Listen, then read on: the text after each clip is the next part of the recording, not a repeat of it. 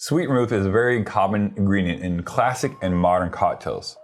Let's see which one you should try. So today we picked out 3 of the most common, readily available sweet vermouths, at least in our area. If you want to see a big, extensive review of sweet vermouths, our buddy Livio on Master Your Glass did at least 20 to 25. He's Italian, he loves sweet vermouths, and I don't know what to do with my hands while my wife mocks me. So yeah, go ahead and check out his video. It's in the description. It's very good. Today we're just gonna kind of give you the nuts and bolts. Nuts and bolts of these 3 vermouths. And what do we have? We have Dolin, okay, Rouge, Cocchi, okay, and we have Carpano, Antica. So Dolin is probably one of the biggest workhorses. We use it at our bar all the time. Most bars, restaurants are probably gonna use this, or the is it Martin Rosé? Martin and Rossi or something like that? Yeah, something like that. Now, we should probably answer the question, what is a sweet vermouth? Yeah, that's a good question because I don't know the answer. Right, sweet vermouth is a fortified wine. And what that means is it's a wine that's been distilled with a spirit to fortify it. They sometimes will add herbs and spices to kind of give it different flavor profiles. So we'll usually up the ABV a little bit. Nothing too crazy because most wines are between 11 to 17%.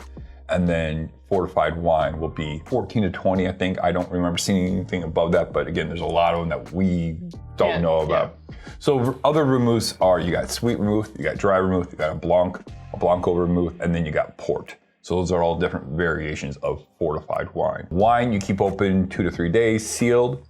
With sweet vermouth, you want to put it in the refrigerator after you open it, because it's going to slow down the aging process because it will go bad. So another fact about that is these are all the same price points, about $15 to $16 a piece.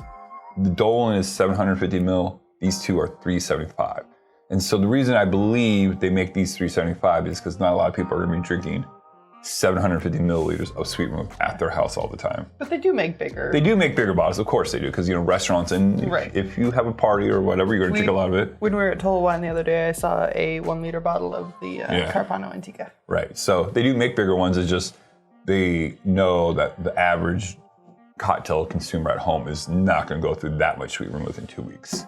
Unless you're Tim Kirkland and drink a lot of Negronis. So. Unless you're Carl Busch and drink a lot of Negronis. That also too. So I think we should just go to the Dolin. That's the most common one and cheapest one in dollar amount. The quality is good. It's a good, just solid workhorse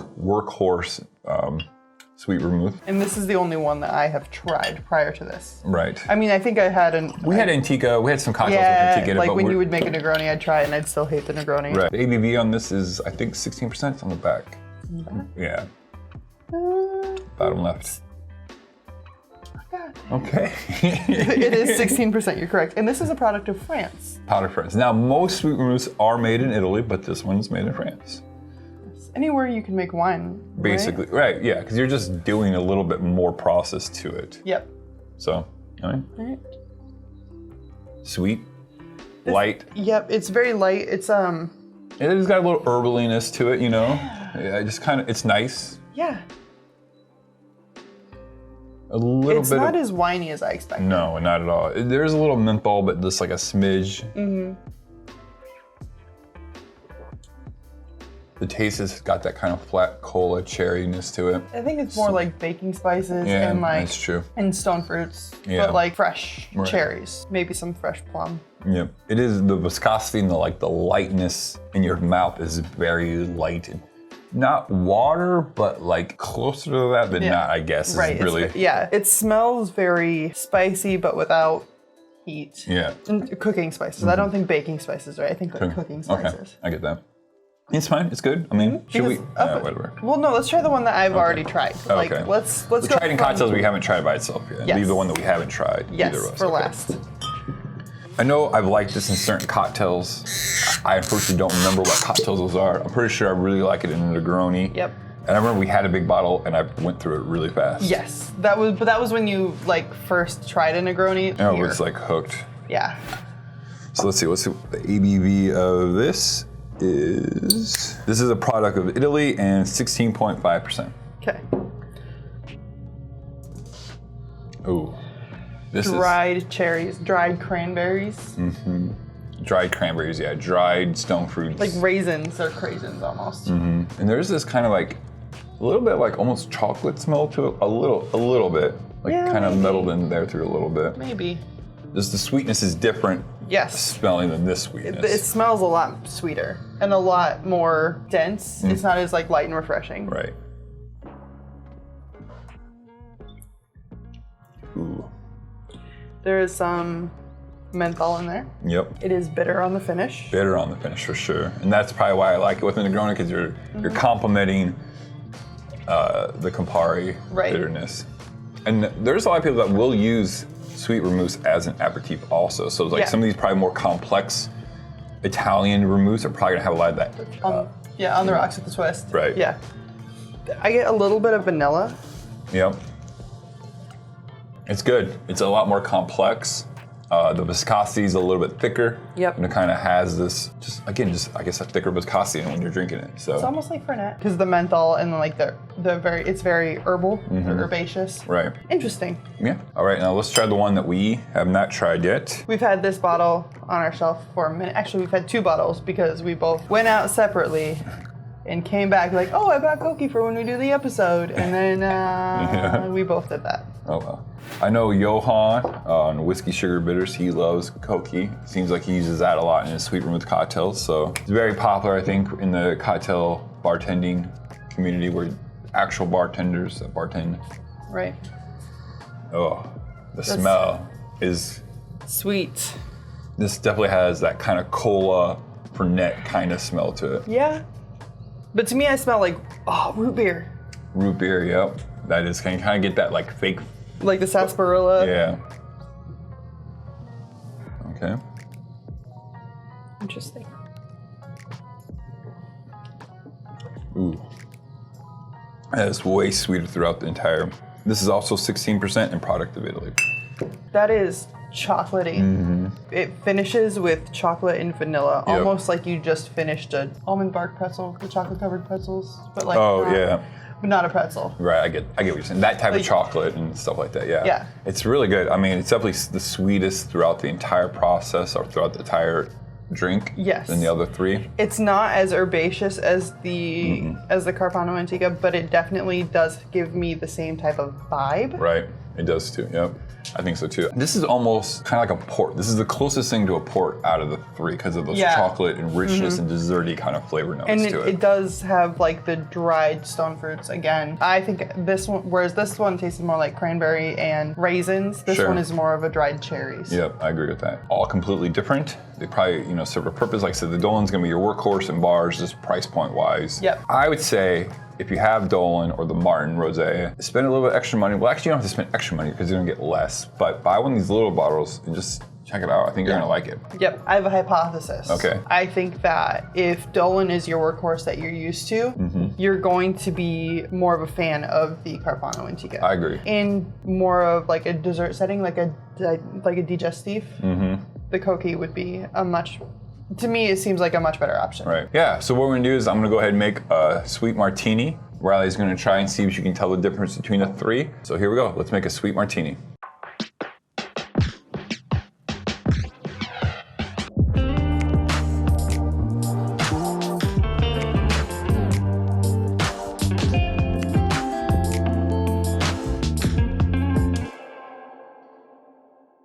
So as you can see, a sweet martini is very easy to make. Probably less than 2 minutes to make each one, for sure. So let's go ahead and give these a try. I knew you were gonna go right to looks and colors. Do you think you could probably guess just by looking? Maybe. This one for sure. But these 2, because of the way it's spread out, it could be a little bit different. Right, like if they were all in martini glasses, you might be able to get the right hue. Maybe. I love, just get down here and look at this one and watch the cherry syrup just fall to the bottom. Yeah. It's really cool. It's kind of cool. And we decided to use Beefeater 24. We just thought it would work well with the Japanese tea infusion, with the sweet vermouth and everything like that. So I can't believe we're actually out of this bottle.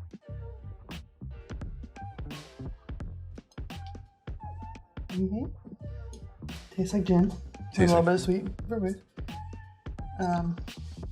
That's a sweet martini I know because you use Dolin at work, right? Yep, he's Dolin at work, and I'm pretty sure I use Beefeater, normal Beefeater at work all the time. Yep, so good. Do you like it? It's all right. It's very gin forward. I'd probably put a little more sweet vermouth for my tasting in there. Yeah. The common recipe I found was 2.5 to half. There was some recipes I saw 1 to 1. Like, that's too much. Yeah. That's a Negroni without Campari. And I get this is supposed to be martini with just a little bit of edge taker off. Yes. All right. I'm gonna eat all these cherries when we're done. You're gonna get none. That's a good one. The vanilla from the vermouth really comes through the most. It's interesting. Yeah, that's interesting for sure. Like the first one, you just taste there's a little bit something besides your gin in there. This one, you can definitely taste there's the vanilla. Yeah, and I think it works really well with the Beefeater 24. I'm not really getting spices that I can discern. There's some in there, some nature, but it's kind of muddled with the gin because the gin itself is a very dominant flavor. Flavorsome. Okay, bye. Oh no, don't do it. No, I guess I'm stuck. Yeah.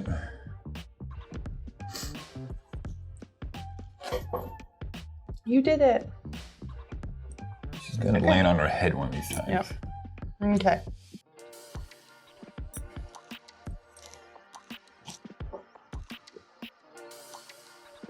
That one, it feels like the gin is magnified. I don't really get much else.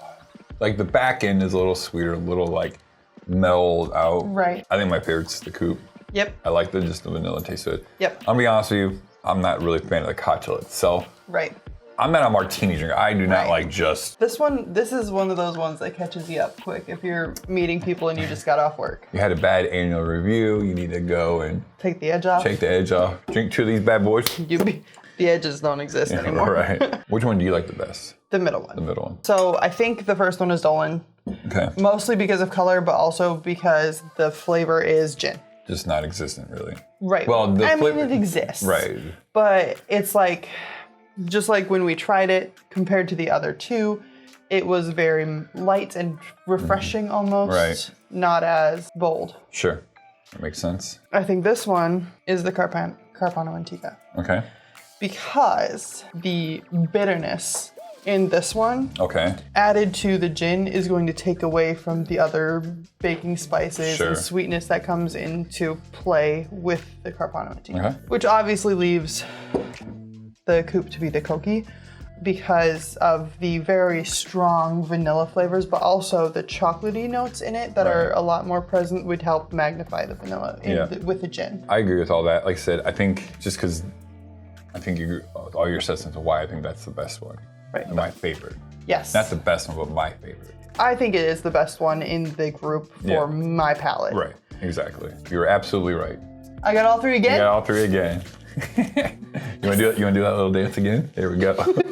Again, I think this one's a little bit more straightforward because the only other flavor is gin, so it's not like you're adding 3 or 4 different ones. And I get it, yes, things can change and all that stuff. The color for sure gave this one away. You know, this one is a little bit deeper in amber. Yep. So again, if they were all martini glasses, same vessel, you could probably pick it out just by that. But the Cocchi one is that vanilla is just coming through rich, strong. Desserty flavors is just beautiful, especially with this gin. Yeah, it's a good, I mean, okay, I'm not gonna say it's good. I say it's a good cocktail all the time, and I'm editing, I'm like, ugh. But this cocktail is not for me. It is not my thing. Maybe if I added a little less gin and a ½ ounce less gin, ½ ounce more sweet vermouth, I might drink it, but I'm just not a martini guy. It's not for me. This cocktail is one of the few martinis I will drink willingly. Okay. And I do drink willingly. She drinks willingly. So. And I feel like eventually I will graduate to drinking a dry martini or even a dirty martini because I love olives. I love the salt, but I'm still not there yet. But this is perfect for my liking. And get a little nice snack. You probably had Dolin before. Venture out one of these days. Try one of the other two. It's gonna give your cocktail a little bit different flavor profile. You know, it's not gonna drastically change. Well, you know what? I mean, these are drastically different. They're drastically different. So, you know, in a Manhattan, it's gonna be completely different too, you know? In a Manhattan, I think, just based on what we've tried, that the Carpano would probably be my favorite. Yeah, I agree. But I don't think I'd be mad about the Cocchi either. Think about a Cocchi and a coffee Negroni. Oh. You don't have to tell me twice. There we go. So that's what's fun about making cocktails. You try different things, sub things out, try different variations, and see just what works for your palate. Yep. So yeah, if you like this content where we try different things, blind taste tests, give you guys our thoughts, hit the subscribe button and like, share with your friends. It really does help our channel out with the algorithm to get more people to view our videos so we can keep making great content for you guys. So if you want to check out one of the last times Riley got all 3 correct, check out our video of Mezcal, where we did a Valentine's Day cocktail that I created. That was a fun episode. Definitely check that out because Mezcal is really good. So I'm gonna let you take your favorite. I'm gonna take the second favorite. Do you want the cherry off of this one because I ate your cherry? Till next time, guys. Cheers.